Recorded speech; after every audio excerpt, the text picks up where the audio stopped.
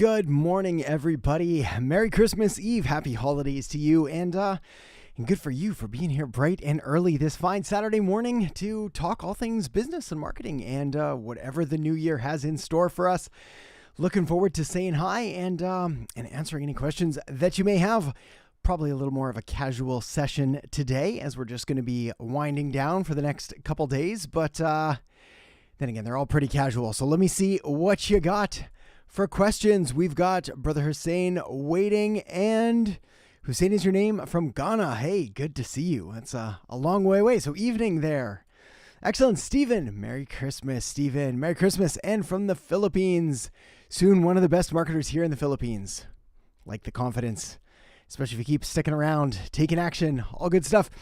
Adekani, hey Adam, Adekani from Nigeria. Really love your videos. They all are super helpful. Wonderful. Hey Adekani, good to see you here. Nigeria, excellent. So far we've got Ghana, we've got Nigeria, we've got the Philippines. Oh man, we are representing international. Patrick, good morning. Good morning, my friend. Glad you could make it. Hey, Desmond from Cameroon. Look at this. This is fantastic. We've got Cameroon, Ghana, Nigeria. Excellent. We've got a wonderful representation so far from Africa. And then hopefully we're going to get some South Africa weighing in here in a bit as well. Amanda, good to see you. I hope you are well and the foot is all better. Yes, thank you very much. The foot is getting there. So every week it feels like I come back here and I say, hey, we're getting a little bit better. In other news, I actually pinched a nerve now in my neck. So I've got this bulging disc thing that I'm trying to work through. Too much time spent hunched over a computer, typing away like a madman. I got to bring the standing desk back, which I'm working on, although I never really liked the standing desks. So we will see. Success Journal. Hey, Adam from India. Ready 20 minutes before. Look at you go. You're set. A keener. Energy is superb. Well, hopefully we can keep that up. It's still early. We had our big family pre-Christmas Eve, I don't want to call it a party, but like people come over for dinner last night. So I'm still dragging a little, even though I got tons of sleep. I think I just ate too much food. Secret behind your very energetic appearance every time, everywhere. So I think a lot of that has to do with genetics, just being a naturally energetic person, erring more on the ADD side of the spectrum. I think another thing is really just being passionate about what you do. So if you ask me to wake up early and talk about stuff that I don't care about, I'm going to be dragging. But to talk to you about marketing and business, I'm excited. So I'm here. Adil, hey, good to see you, my friend. I have a small one-man service-based business. All right, we'll dive in. Actually, first we got to say hi to Mart.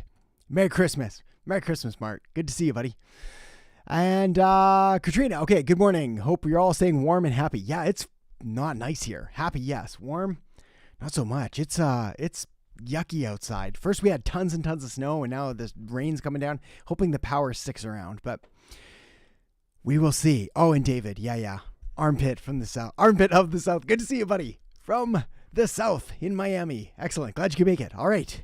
Well, are we ready? Shall we do this? Let's do this. Feel free to say hi too as we keep going through. I'm going to we'll be saying hi as we go through this. I like the quick break to shout you out as we go through some of the questions. All right. A small one-man service-based business, target market men age 25 to 50. What is the best way to go about the marketing of my business to gain more paying clients? Okay, cool. So you offer service-based business targeting men between 25 and 50. Best way to go about marketing of my business to gain more paying clients. So the best way to get clients, first of all, this is universal to pretty much anybody. The best way to get more paying clients, hang on, adjust chair. There we go, is always to really be crystal clear on like what is the offer and what is the promise that you're making to the target market. So most businesses fail not because of basically an ad or a hack or a trick or an algorithmic thing, whatever we want to call it, but they fail because they've failed to properly articulate and clarify the offer and the benefits of doing business with you. In other words, they're offering something that either nobody wants or they're not sure why they should care or why they want it. So you might know the value of what you have, obviously, otherwise you wouldn't be offering it. But if you're not being crystal clear on like why someone should care, and it's the right reason, and very few people get this right, like right out of the box. So you might have to iterate and adjust and evolve and adapt in order to find the right combination. But you can do it. People do it all the time. That's how business is done. So that's step one, really making sure that you've got a clear offer. Next, 25 to 50, massive age difference between someone that's 25, like we're talking fresh out of college years age, just starting their life, 50 years old. Do they have family? Are they're more established in their career? They're in their peak earning years. Very different difference between the earning and the spending. So I'd argue, again, you probably have kind of two different demographics, two different psychographic characteristics between those age ranges. So you're going to have to get clear on that. And then from there, you're going to find them on different platforms. 25, probably a combination of Instagram, TikTok. 50, very much so, Facebook, and YouTube, possibly LinkedIn if you're more business focused. So hopefully that points you in the right direction. Chris Floyd. Good morning, Chris. Good to see you. All right, Amanda, I have a question on marketing for individual fundraising campaigns.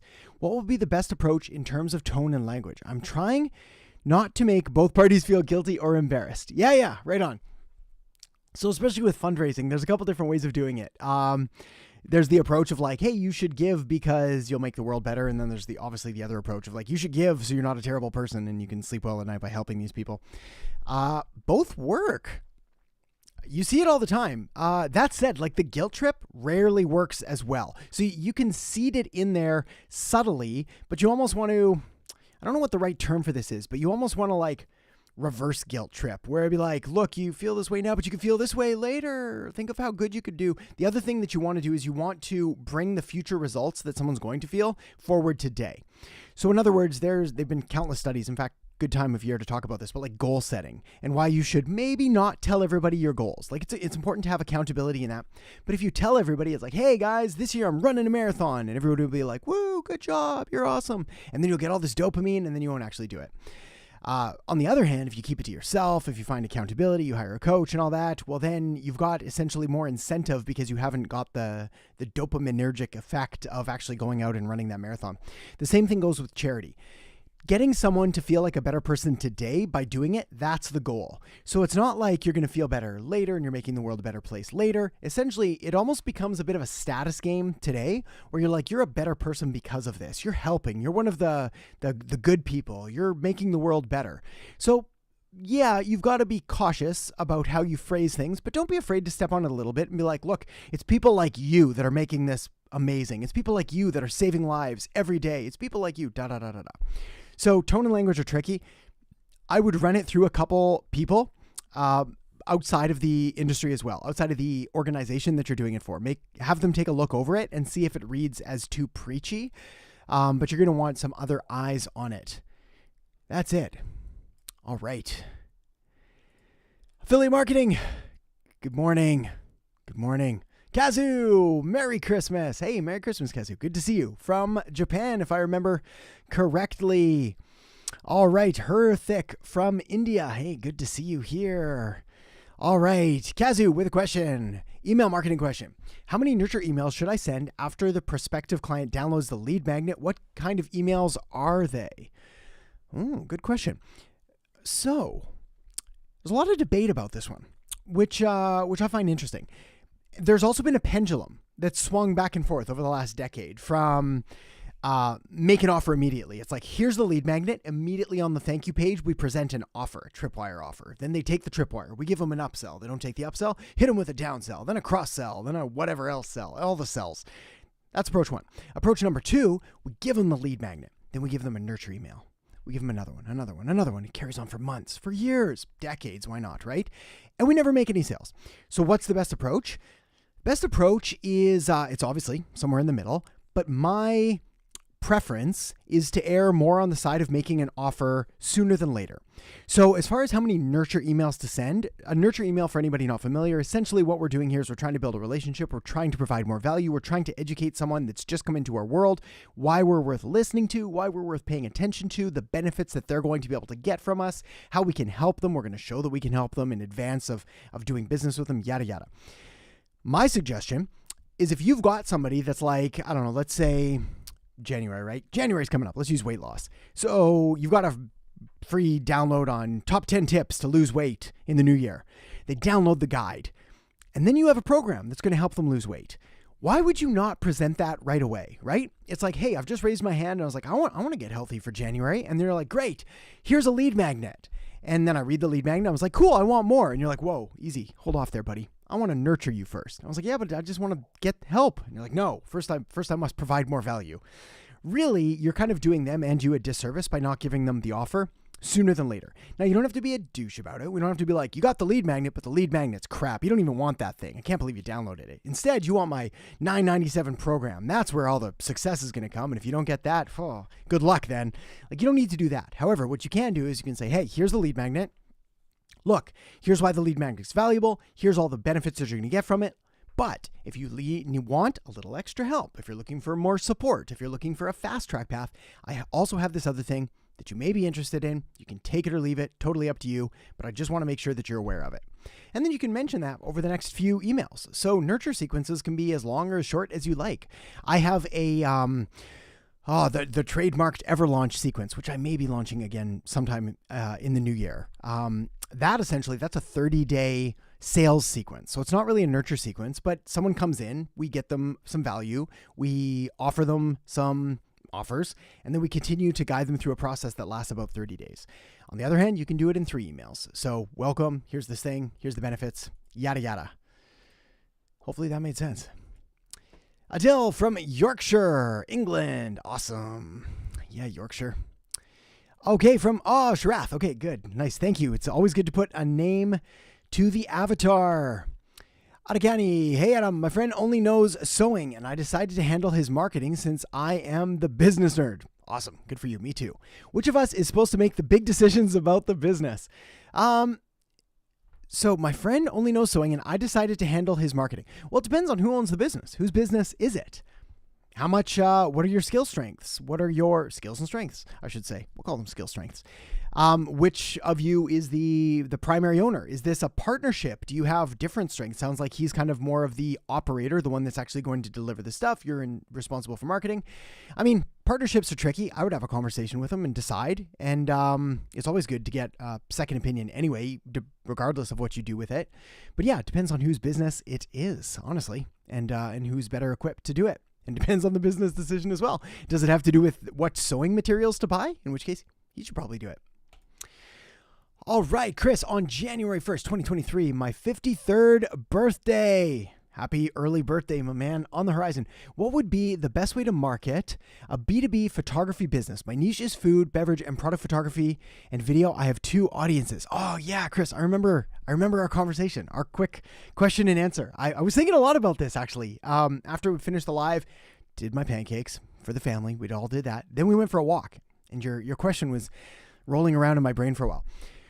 So tough stuff for you. You're gonna have to work with me on this one a little bit, but here's my big thought. When we have a niche business, like say B2B, where we do food photography, the big thing is you have to preach to the choir, which means you've got to find people that value and appreciate food photography. You don't just want anybody who thinks that they can just take a quick picture with their phone and that's sufficient. You're going to have a real uphill climb trying to tell them the benefits of your service and why it's worth the cost that it is. You want to find the people that are already paying for food photography, and you go there. 100,000 times easier to make the sale, other than trying to convince someone you need this thing, and they'll be like, oh, we've been fine without it. And you're like, but you could do better. And they're like, yeah, we're cool. Like, not a great way to do it. So that's step 1. The second thing is you've got to figure out what is it about your service that they actually care about. Is it the quality of the photographs? Is it that they don't have to post them to social media? Is it they don't have to edit them? Is it that they're for this publication or that online resource or whatever it is? But getting really crystal clear about, again, why you? What's so valuable about it? And then really making sure that the people that you're pitching it to actually care. Because for me, this is something that all photographers have gone through, is that they're fighting with everybody with like a smartphone. So everybody with a smartphone that doesn't really need like amazing pictures, they just need like a crappy picture to do, they don't get it. So they're not for you. You got to find the people that actually get it. So again, I would find the people that have food photos on their website, on their social media, find out where they're getting it, find out if they want more, especially if they haven't been posted in a little bit. Let's see. I think that's the answer. So yes, B2B, I'd go direct. I'd also post a ton of your work, the thought behind it, the videos on how you do it, the thought process that goes into lighting, glare, minimization, glisten, I don't know, all the food photo stuff. Maple King. Sounds like a Canadian name. Morning. Merry Christmas Eve. Merry Christmas Eve, my friend. Good to see you. Teresa. Hello. Love your videos. Oh, thank you very much, Teresa. Glad you could be here live. Kyle. Hey. Glad you could make it, my friend. Good to see you here this morning. All right, Kazu, follow up. Is it a blog, a case study, or just a sales email? Can you recommend B2B email marketing strategy? Is it a blog, a case study, or just a sales email? Oh, you're talking about, okay, email nurture. Refresh my own memory. So you've obviously downloaded the cheat sheet, so you've gone through my welcome sequence. You can go through it again. You'll have to go through a different email address. Let me put the link up here. One sec. There we have it. So you'll have to sign up with a different email address and you can unsubscribe when you're done it. I think this has got like 5 or 7 different emails in it, but go through this one and you'll see like it's not blogs, it's not case studies, and it's definitely not just the sales email. They're basically just regular written emails that try to tell a story, provide some help, guide the prospect along the way. Now there's a ton of different suggestions, like depending on whose formula you look at. Some people will be like, tell them about you. Next email, give them a case study. Next email, testimonials. Next email, tell a story. I don't know, maybe. It's kind of formulaic. I think it's fine and it's not a bad jumping off point. But if you've been doing email marketing for any length of time, I would just cherry pick your best emails from the past year or so and then start finding ways to incorporate them into this overall sequence. So yes, B2B email marketing strategy, much bigger conversation. However, B2B, similar to B2C, like we're just talking to people. So again, we want to be telling stories. We want to be walking people through things. We want to guide them through the process of learning more about them and really making sure that they understand or that they know that we understand their pains and problems and fears and frustrations and all of that stuff. All right, Toby, originally from Nigeria. Look at that. Man, we are globally represented today so far. We need some more from... Where else do we need? We don't have very much from North America. Canada? America? Just me, the sole Canadian. Love your videos. Thank you. I'm glad you like them. Software engineer in Cali. Awesome. Oh, there we go. We got North America and Nigeria represented. Working on launching a pre-order page for a new ebook. Okay, yeah, excellent. Good stuff. If you have a question, let me know. But otherwise, carry on. That sounds good. I think the pre-order page for the new book, take a look at the templates that are available through software like High Level, Lead Pages, ConvertKit, yada, yada. They're going to have some decent templates in there that will have the highest converting sort of process and scripts all built in, and you'll just have to tweak them for your own thing.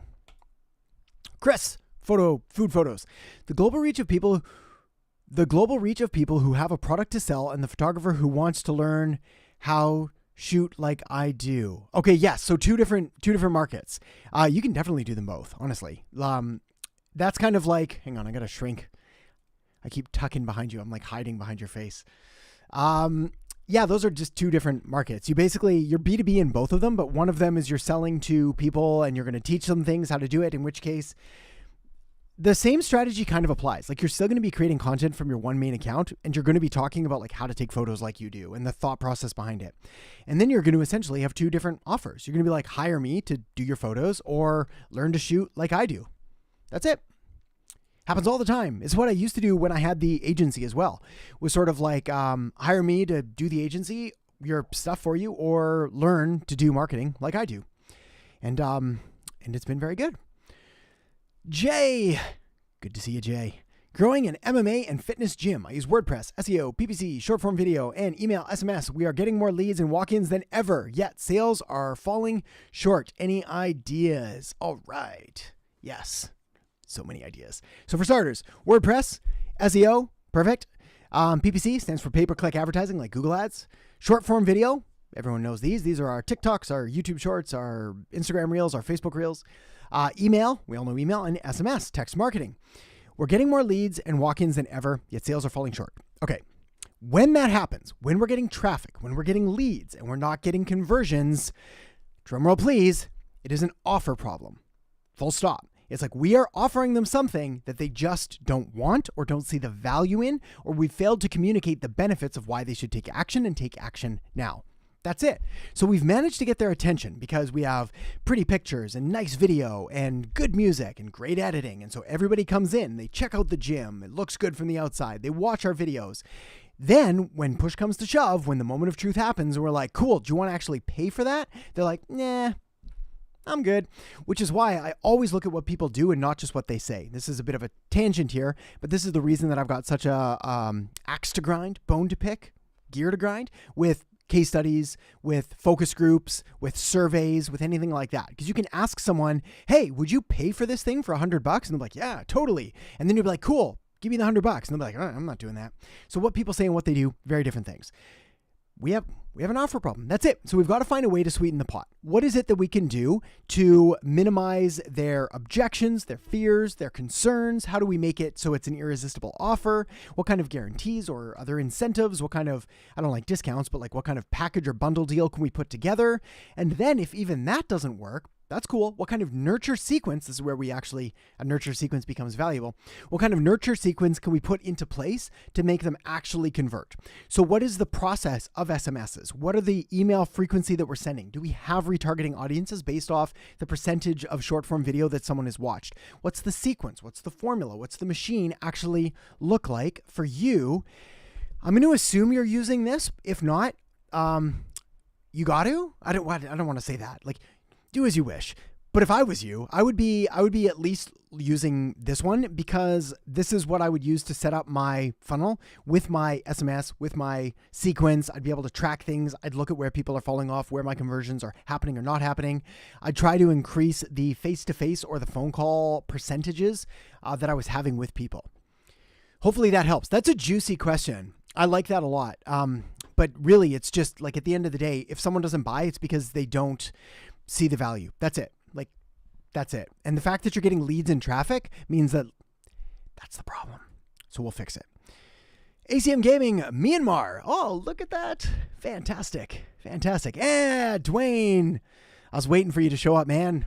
I was like, we need Dwayne here. We get our South Africa represented as well. So yes, Merry Christmas and greetings to you and everyone else. What would you say are the top 3 marketing efforts one should focus on in 2023? Okay, so I'm going to tell you. And then I've got a few videos on this one as well. And I've got more coming out because they do well right now. Everyone's prepped. It's a hot question on everyone's mind. So what's going to do well in 2023? I'm going to give you my top 2. And the reason is because I want you to focus here. And if you're not doing this, I don't want to throw a third one in and make it an excuse to not do this one. So number 1 is video. Now it's been video since like 2017, 2018, but like every year it becomes increasingly important. So video, full stop. Like we got to do video.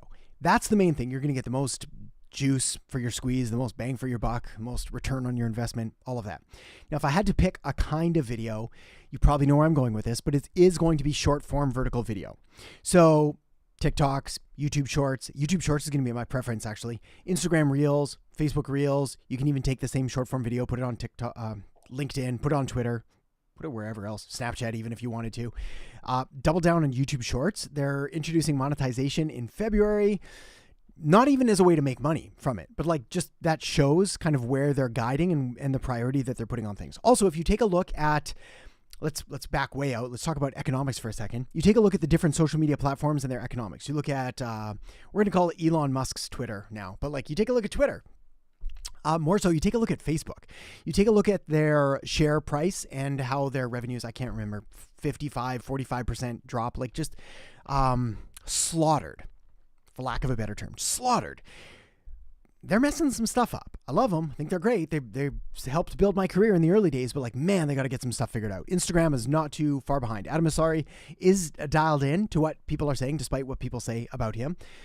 He knows what's going on. He's well aware, but they just can't fix it. Like the algorithm's just not behaving the way that they want it to. The one platform that seems to be doing it right is YouTube. There's a reason that I'm putting my efforts here more so than other platforms. It's not just because I'm madly in love with YouTube. I think it's a great platform. Prior to starting to make YouTube videos, I didn't even really watch that much. Now I love it. I think it's fantastic and an amazing resource, but that's it. YouTube Shorts, other short form vertical video. Take that same video, put it on other places as well. All right, one sec. I cranked the heat in here because it's so miserable outside, and now it's turning into a sauna, which is half enjoyable, but also half uncomfortable. Let's see if we can get that to work. There we go. We'll turn everything off. It's going to be cold in here in a couple minutes. All right, Patrick, what is the best way to start getting clients for PPC lead gen?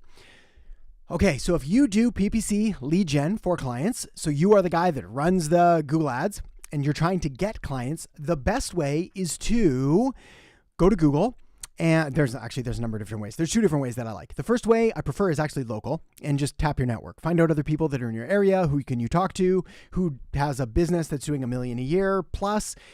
They normally have like 3 employees or so. That's a good indication that if they're a brick and mortar local business, they have 3 employees, they're probably doing $1 million revenue, just averages out.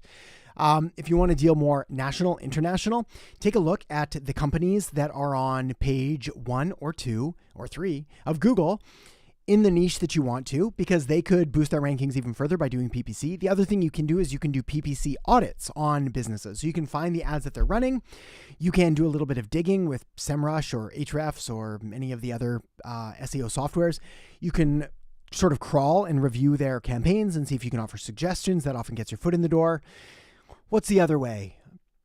The best way really is to be, again, local or niche down. Like really focus on one specific area, market, or industry. Get amazing results, and then you'd be surprised how quickly you get referrals from doing that.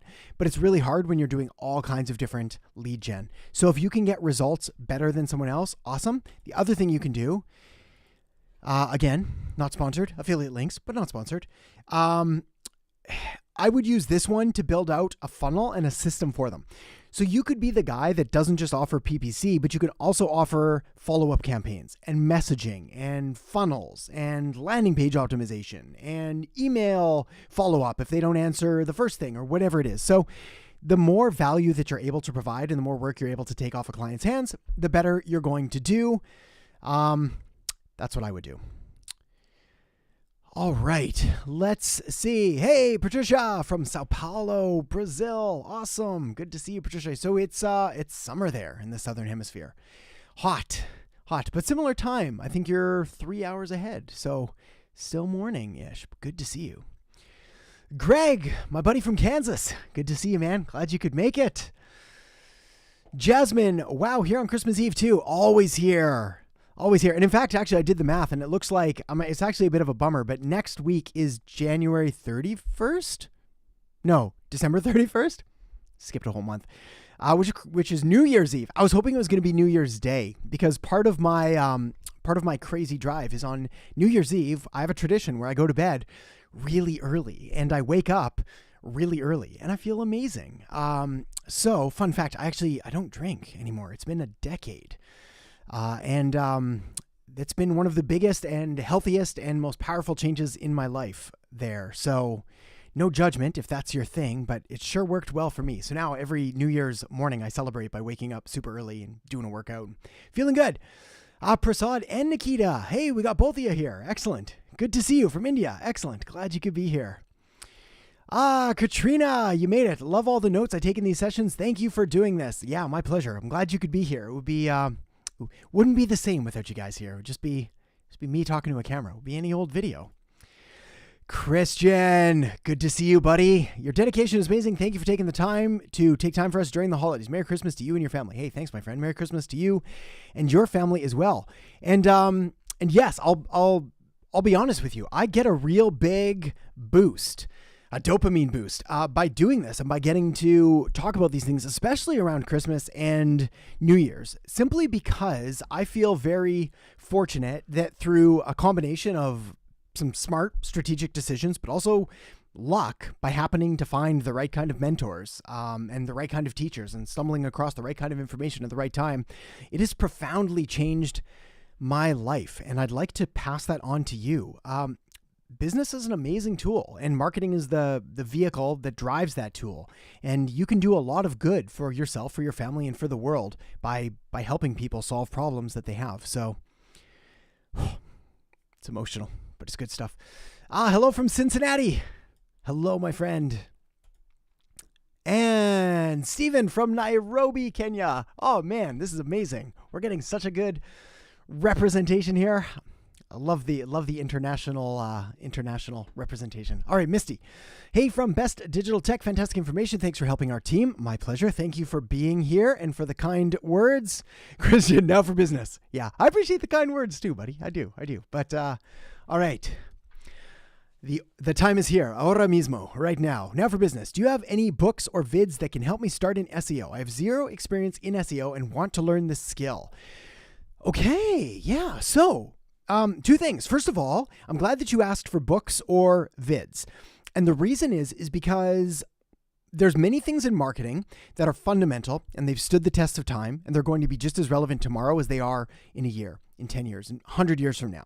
These are the fundamental marketing basics, things like positioning, differentiation, creating a unique competitive advantage, segmentation, targeting, developing an ideal offer, copywriting, things that deal with human behavior, the psychology of people, why we do what we do, why we buy what we do, why we don't buy what we do.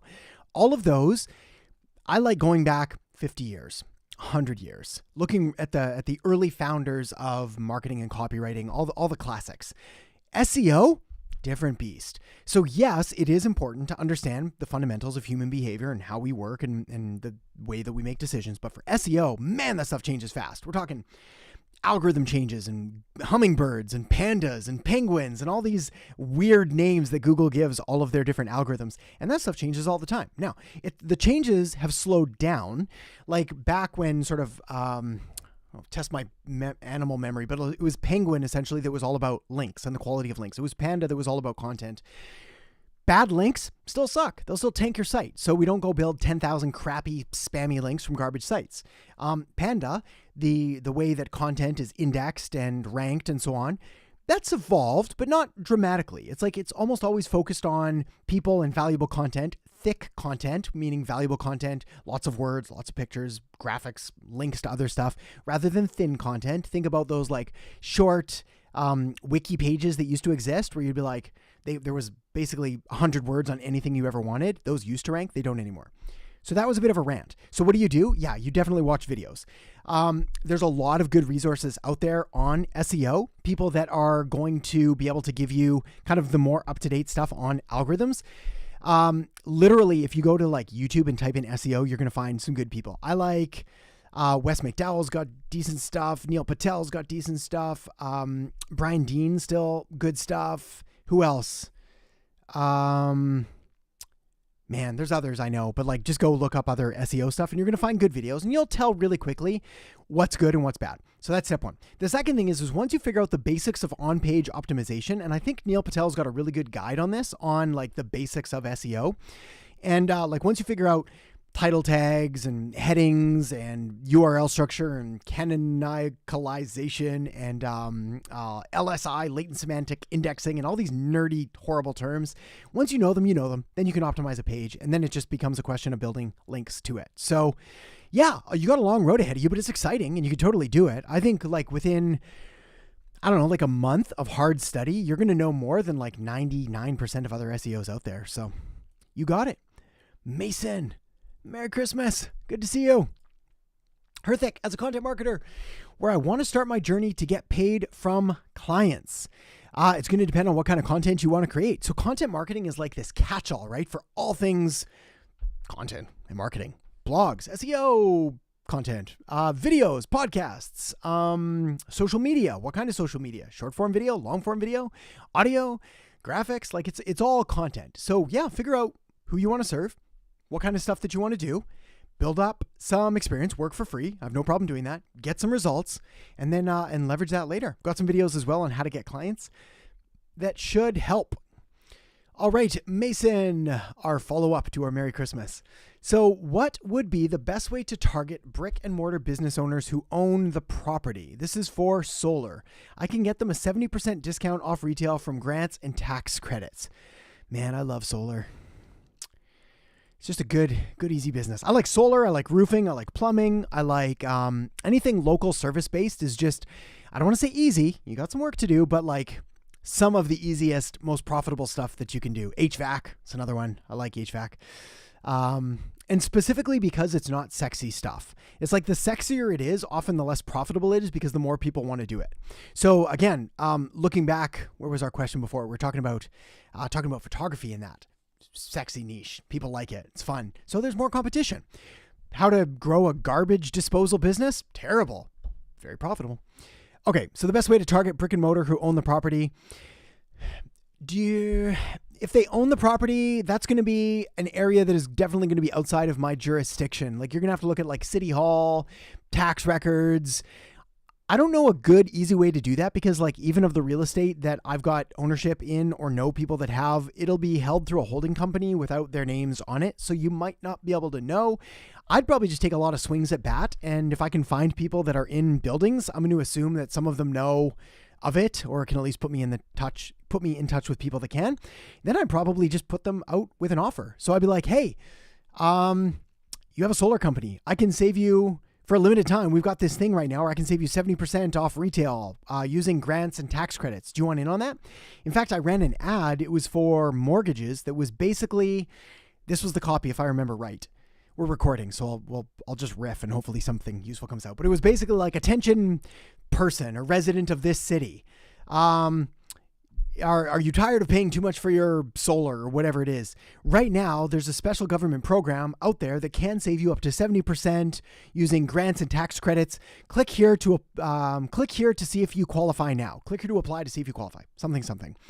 Man, that thing worked like gangbusters. It was amazing. I ran that ad. I think, in fact, actually, we're still running that ad in different parts for telecommunications companies. So the other reason that I put this link up here, wherever she is because I like the solar snapshot that's in this one. So whether you use it or not, I would at least sign up for the free trial, check it out and see if you can learn anything to apply to your own campaigns.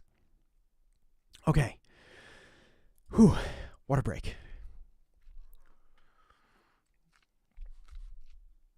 All right, Steven. Okay, my friend, what would I consider as a disruptive approach to marketing on social media? I like the question. A disruptive approach. Without sounding boring here, there is a lot of truth to the fact that like everything that's been done or everything that could be done has been done before. So in the world that we're looking at right now, I don't think there's a massive disruptive opportunity outside of like starting a network, which I would never advise. What a poor battle those guys face. I would not want to be Elon or Zuckerberg or anybody. Man, that's not a fun job. So, but as far as like a disruptive approach, like the reason that people do the things that they do is often because they work. So you could try like a slightly different approach to the way that you create content or the angle that you take or the style or the format. But I promise you, the second that it works and starts getting traction, other people are going to copy it as well. So I try to stay on the cutting edge by doing new and innovative things and making sure that people are copying me rather than me copying them. That made sense. So that the second I find something that works and they copy it, I'm already on to the next thing. But as far as like a massive disruptive approach, yeah, there's nothing that's like coming to mind where it's like, hey, just start, I don't know, randomly doing this thing. Like, yeah, test some stuff, but like, I think you're going to get better results by doing the proven stuff that's been working really well. So short form vertical video, specifically on YouTube Shorts, leveraging it on other platforms, etc. Sanskar, how to practice if no clients? You become your first client. So you create your own social media profiles. You create a website for yourself. You create content. You make thumbnails using Photoshop. You upload videos. You do it all for yourself until you get clients. And then you also start tapping friends and family and people that you can do stuff for free. So do you know anyone that owns a business? Do you know someone that knows someone that owns a business? Could you make them a website for free? Could you do their social media posting for free? Easy. Just start. Jay, I gave my MMA gym a really good idea to add a 24/7 weight room to one of their locations. However, their execution was subpar. I'm worried the idea will fail. Is this my responsibility to fix? Nope. Sorry, I shouldn't say that. Like, if you're the marketing guy, no, you're not operations. Like, it's their business. But it totally depends on, like, do you have a vested interest in their success? Because then it's not your responsibility, but I try to make it my responsibility to make sure that people are doing the good things that I think are a good thing. I have no idea, personally, I have no idea if a 24/7 weight room is a good idea in that market. I have no idea. Like, maybe it's the best thing ever. Maybe it's not. I don't know. So if you think it's a good idea and you have the data and people have been, like I said earlier, they're not just saying like, yeah, I totally want that, but they're actually using it and they're willing to pay for it, that's probably a good idea. I would show them the revenue numbers. I would find out what the barriers are that are preventing them from executing on it properly, and I would try to overcome those. So I was like, okay, well, why is this, like, why are you, I wouldn't say it this way, but like, why are you guys sucking to do this? And they'd be like, well, we can't unlock it. I'd be like, cool, what about automatic key cards? Well, we're worried about security. Okay, what about closed circuit TV, CCTV? That's right, security cameras. Well, we're worried about XYZ. Okay, what about one person on staff overnight for help? We're always trying to overcome challenges, but as far as responsibility, it depends really what your agreement and negotiations are. My view is that everything is my responsibility. But you can lead a horse to water. You can't make them drink. So if they're the owners, it's their thing. So, okay. Oh, and YouTube will be my primary focus on the food and bev photo biz. Awesome. Yeah, I think that's great. I think for you, like, especially for photographers or for anything that's sort of visually appealing, obviously I like video for it. I like photo too, but like video is just slightly more engaging and interactive. A lot more engaging and interactive. So I would be showing the behind the scenes. Like, do you have a softbox that you set up? I've got a couple hanging around here somewhere for like taking photographs. Do you have a turntable that you use if you wanted to do like a video associated with it? Can you show an over the shoulder time lapse of like you editing a photo to perfection, or the setup? Or there's a lot of very cool videos on YouTube already about food photography that you can go watch of like how people structure a hamburger using toothpicks and skewers and this and that, and like to make it look just right. There's some cool stuff. So yeah, I think that's awesome. Also, happy holidays. Yes, the only thing on my wish list this year was an Adam Earhart live Q&A. Oh, I appreciate that. We gotta wish for more, but I'm glad we could deliver. That's awesome. Guy, looking to do freelance social media marketing in 2023. I have a marketing degree. My focus is to focus on brand strategy, content creation, and social media management. How much should I charge? It depends on your area. It really does. It's like, how much are people willing to pay for the services that you provide? How much experience do you have outside of a degree? So that's cool that you got it, but it's like the experience and the portfolio of results are going to matter 100 times more, 1,000 times more than the degree. Fun fact, I have a degree no one has ever asked. Like, ever. Zero, I think. Maybe I'll say once, just to hedge, but like nobody ever cared. What they cared about was the results that I was able to get. So that's all that matters. So that's what we've got to figure out. The next thing is brand strategy is different than content creation, which is different than social media management. And in fact, depending on what you put into each of these, I'm going to say that brand strategy commands the highest price, and you can charge an hourly consulting rate for that if that's what you want to do, or put together a brand package. Content creation is going to be the tier below that, because you're going to create the content. Depends again on what kind of content: blogging, social media, text posts, video, editing, graphics. And then below that is social media management, which is probably the lowest tier, lowest value, because we can do a lot of that through automation like Metricool, Sprout Social, Hootsuite, etc. Buffer. High Level now does that as well. So like, you're going to have to figure out what you want to do, and then you're going to have to price accordingly. You'll have to put it out to the market, and you'll have to see where the pushback is, what you get, what they find worth it, and adjust from there. Like it super, super varies. So let me give you some rough ones. Brand strategy, let's say like when I first started doing marketing, coaching, consulting, my rate was like basically free. But like when I finally started charging, I'll say it was maybe $100 an hour by the time I was like confident enough to charge, but like it was probably like $10 an hour, 20, 30, whatever, just whatever I could get. Then I was like, all right, I'm really good at this. Maybe it was 60 or 80 or 100. And now it's multiple thousands per hour to do the same kind. I don't want to say the same kind of work, but a similar thing, just at a much higher level. So that's your spectrum from $30 an hour to $3,000 an hour, like all that range. But again, let it grow with time. If you overcharge too much, you're going to have to cut your rates, and that's going to kill your confidence, and it's also going to devalue your position in the marketplace. So I don't mind starting low and raising as you get. So get your first 5 clients at $500 a month. Get your next 5 clients at $750 a month. Get your next 5 clients at $1,000, then 15, then 2, and then you're going to see a sweet spot there pretty soon. Whew. All right. How we doing? Oh, we're good. We're still rocking and rolling. We'll keep going. Patricia, I've been applying for jobs that require growth knowledge. What would be your suggestions? What should I go after for foundations? Yeah, they want growth knowledge. I'm going to assume that means on like knowledge on growing a company and growing a business. So marketing, growth hacking, digital marketing. What would be my suggestions? My suggestions are you're going to want to go after the lowest hanging fruit, which is the fastest way to grow a business and revenue. Now, up to this point, I've talked about my suggestion for like 2023, obviously video, followed by, or the caveat of that being short form vertical video. You just get the most bang for your buck. If you've got, if there's a business there that already has existing customers, existing sales, and existing database, the easiest thing, kind of my secret weapon, is email marketing.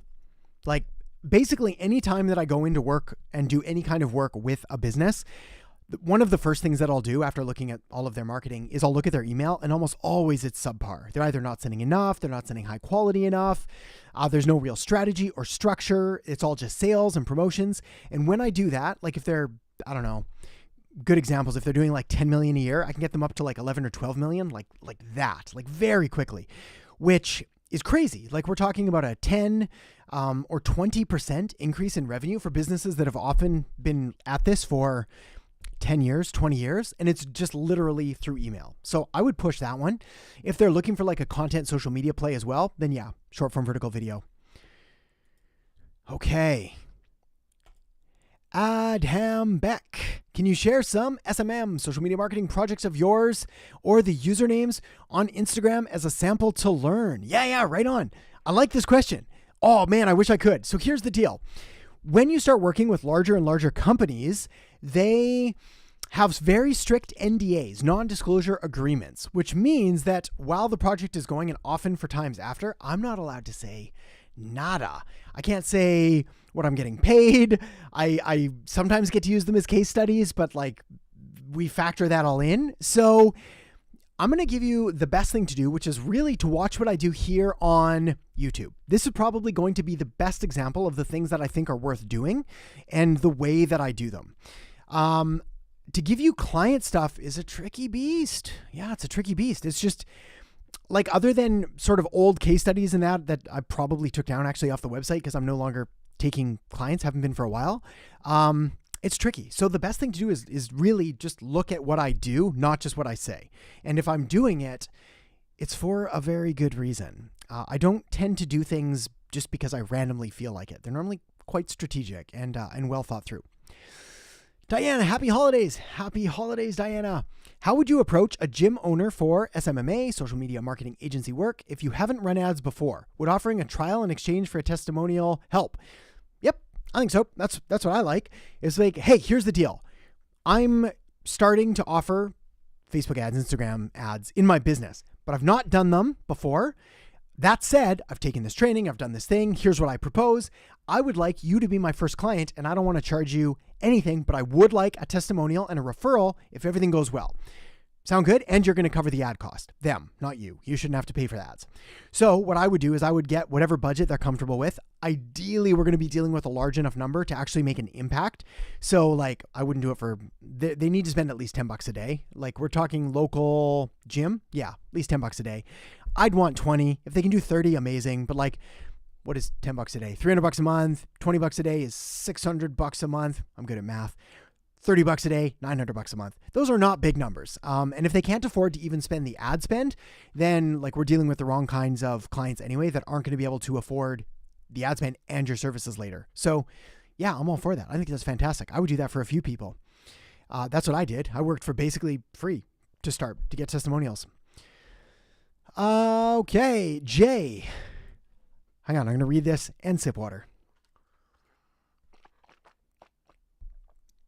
Okay. Jay, you want to work with and learn from people doing what I'm doing except better. That is an amazing strategy. That is exactly what I've done forever. Would it be wise to try and get employed by a marketing agency, or is it better to keep hustling clients? Well, I don't like the word hustling clients because it sounds like, it just sounds bad, but I know what you mean. I know, like you mean like keep hustling to get clients. So I'm going to clarify for you, just for everyone listening. Getting employed by a marketing agency is depending on the agency, is unlikely going to be your best bet. And the reason is because you're going to probably be given menial, rote tasks that aren't going to allow you to like really develop your skills. The exception is if you're able to work directly with one other marketer and like mentor under them and they're really good, then cool. But that's unlikely. For example, when I run the agency, which still exists, it's closed to for clients, but it's still there. I don't hire someone under me to train them just because I don't have the time or capacity to train them. So I don't get to pass on that knowledge. I get to do that here, but that's because I can help more people in a larger way than if I'm just focused on one person. So I don't get to do that, which would be like, hey, that would be the way to do it. So yeah, building up through experience is good. Courses, programs, mentorship, all of those are useful. Joining masterminds, paying to be part of the clubs. Like that's what I did in the early days. I spent money that I probably could not afford to get access to people that were at a significantly higher level than I did. And it leapfrogged my development. So yeah, find good people, follow them, pay them. That's it. That's the secret. Katrina, what are the best suggestions for leveraging price for building a membership site? Or should it be approached from a limited time marketing strategy? Oh yeah, right on. Yeah, this one's tricky too. These are good questions. There's a lot of debate about this one as well. It depends. There's a couple really good people in the membership space that talk about it. Stu McLaren is one. Stu McLaren, S-T-U McLaren. Take a look at him and a lot of his stuff. There's also the membership guys. They've got podcasts and stuff like that. And they talk about, should we have like evergreen enrollment, get them in here? Should we have ongoing? Should we have like short-term promotions where we bring people in? My advice is it is completely predicated on you and your goals. That's it. So would you prefer to have an open enrollment and have people just come in and know that it's going to be a slow build at first, but it builds up over time? And as long as we're doing a good job, more and more people will be added. Do we want to do an all-out push and open and close the cart and send all the emails and do all the lives and all of that? Totally depends. Price point, they vary too. I've been part of monthly memberships that have charged me everything from basically nothing to $7 a month, $27 a month, to some memberships that have charged me thousands and thousands of dollars a month to be a part of it. And we would do like a weekly or monthly call and we would have all these other things. It was more of a mastermind than a membership. And I've signed up for all of them. So yeah, there is no one size fits all pricing strategy. That said, you've got to find out kind of what your competitors are doing and what the accepted things are in your industry. And if you're going to buck the trend or do something completely different, you've got to be justified in doing it by really highlighting the benefits of whatever it is that you're offering. The other thing that I like to do is just work out the economics. So if you want to make, $100,000 from your membership, well, that's 100 people at $1,000 a year, which is $83 a month. I don't know if any of that math is right, but you get what I'm saying. And then you can figure it out. All right, well, to reach my financial goals, I need this. And then I've got to figure out if I'm charging $83 a month, how do I deliver? I like to stick with like 5 to 10 times the value. So it's like, how can I deliver something that's worth 5 times to 10 times more value per month? So 8 times 5, help me, 400, whatever. 8 times 10, easy 830. So we could do half of that. So it's like, how am I going to deliver 400, whatever, 20, 15, all the way up to like $830 a month worth of value? And if you're set on that, then you'll find that you'll get better retention. Because the other thing about membership sites is half the battle is getting people in. The other half, arguably the harder part, is actually keeping them in and continuing to provide value, especially when they're going to see that monthly charge get dinged every single month. It's just a reminder. There's like, am I using this? Should I be here? Maybe I could put that money towards coffee or waffles or something. Okay, I'm making videos about digital marketing and mostly I feel like almost everything is on YouTube and available for free, and I get the feeling like why anyone will see a non-professional video. Okay, awesome question. Imposter syndrome, right? Everything that's been done has been done before. It's been done by people far more qualified and better than I am, so why would I even bother? I will tell you why. You will bother because no one has your unique objective and viewpoint on something. No one has your unique experience. No one has your unique opinions and values and skill sets. No one has your unique personality. Not everybody resonates with everybody. There are people out there that you're going to start making marketing videos and they're going to watch yours over mine over someone else's because they like your personality more. They resonate more with it. They think it's better. They find more value. Maybe you talk slower. Maybe you talk faster. Maybe you talk different. Whatever it is, they're going to like it. And that's why you do it. Now, your first videos are arguably not your best videos, but that's fine. That's why you just keep making them because you're going to get better. You're going to refine your skills over time. But yeah, I mean, like, we all have different weird interests and hobbies and skill sets and things that make us interesting and unique and uniquely qualified to talk about what it is that we do. So yeah, you can do it. You should do it. You're going to do it, right? Send me the link when you get it done. Jay, what are good ways to retain users on my gym's website? Slowly losing users over time and almost no one comes back after a week. The site is informational with CTAs to sign up for a membership. I'm not really sure what the offer is, Jay. You might have to clarify for me. We might have to get to this next week. Users on my gym's website. I guess the question is like, why are they using the website and not the gym? Or is it like an online training program, which is what it sounds like? That's the only way I can sort of imagine why someone would do it. I can tell you for a fact, though, it's going to circle right back to that beginning thing. If someone signs up to use the gym's membership, website, whatever, and a week later they cancel, this is probably going to come as no surprise. It's because they did not find the value in it.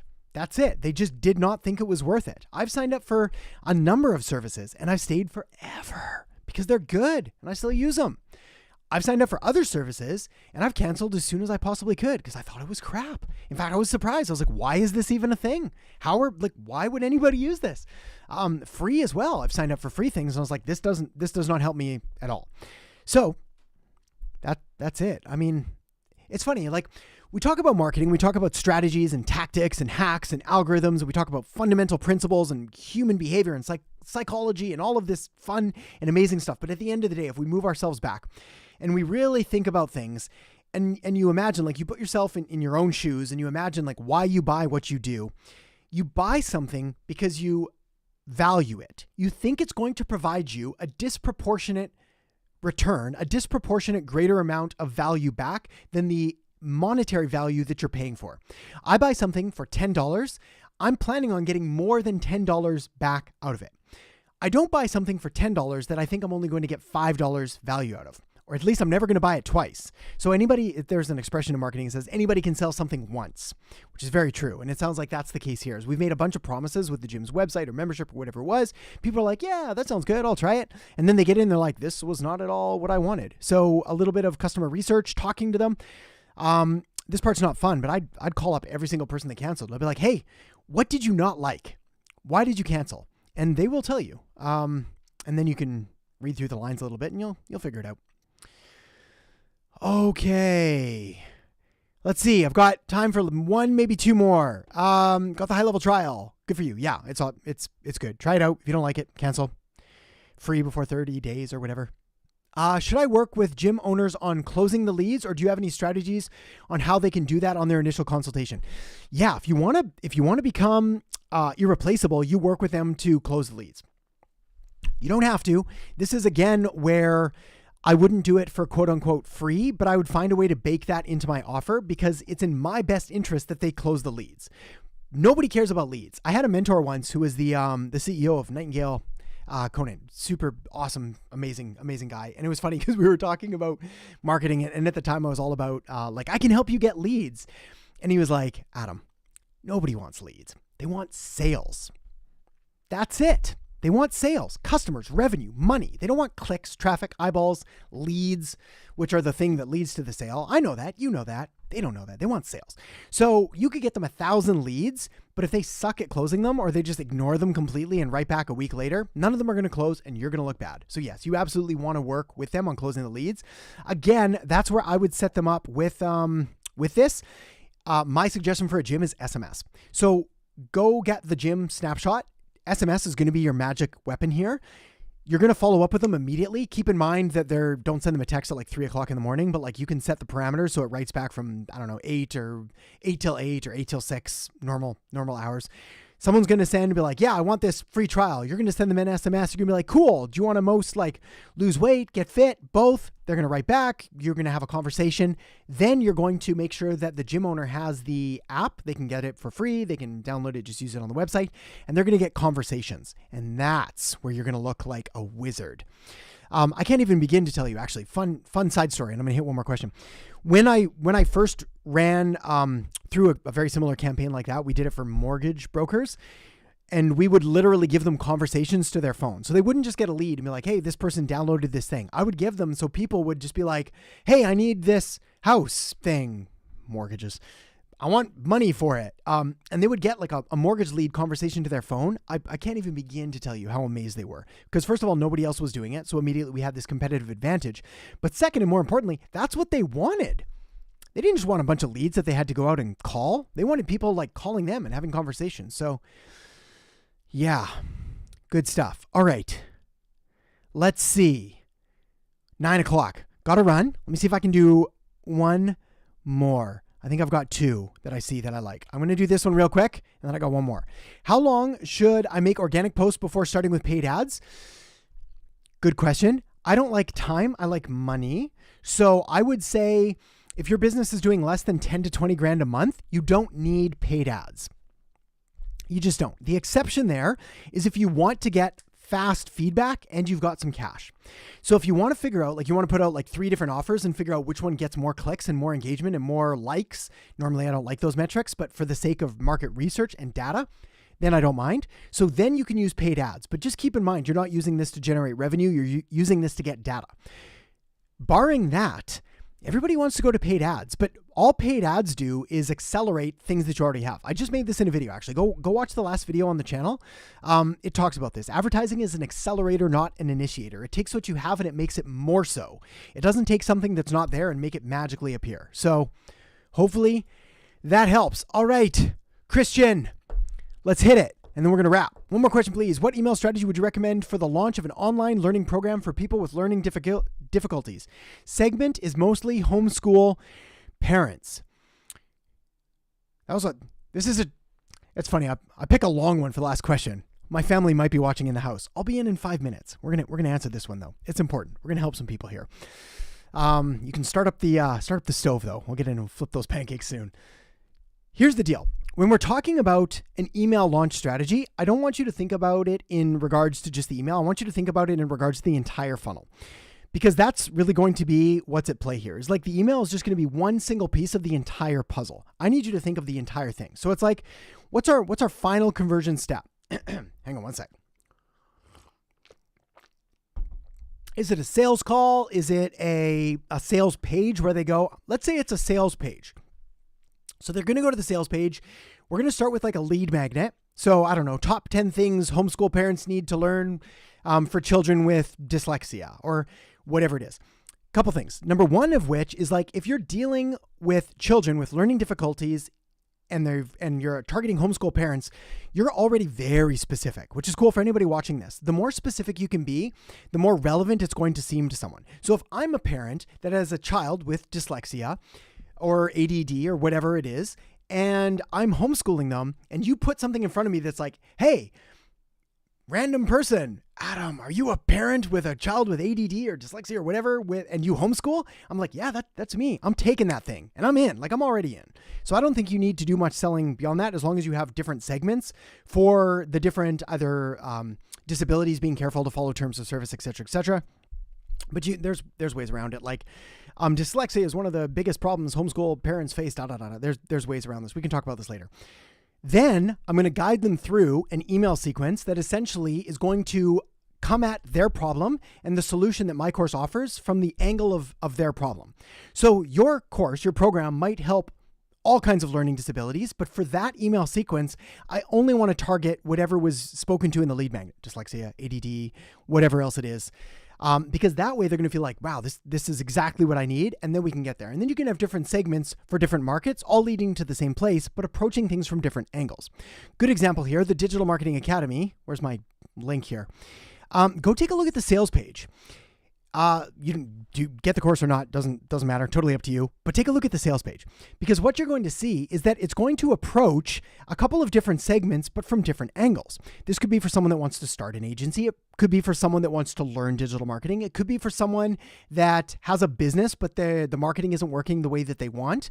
Now, I don't call out anybody directly because it's a sales page, not a lead magnet or anything top of funnel, but you can see how different messages and different pain points are going to resonate with different people. So when they go through it and when you go through it, hopefully you see yourself in some of these situations where you're like, yes, I get it. That's me. That's my problem. And then you'd be amazed at how people can glance over the things that just don't apply. Confirmation bias, all kinds of other fancy psychological stuff that we can talk about another day. But for now, well, my friends, the time has come. So Merry Christmas. Happy holidays. Have an absolutely amazing time with friends, with family. Get some rest, get some recovery, write some stuff, make some videos, have some fun. And I'll be talking to you actually probably still in this year, right before the new year. So thank you all for being here. It's been an absolute pleasure, as absolutely amazing as it is to see you all. If you have questions, make sure to follow them up in the comments after, and we'll talk to you soon. All right. Take care. Talk soon.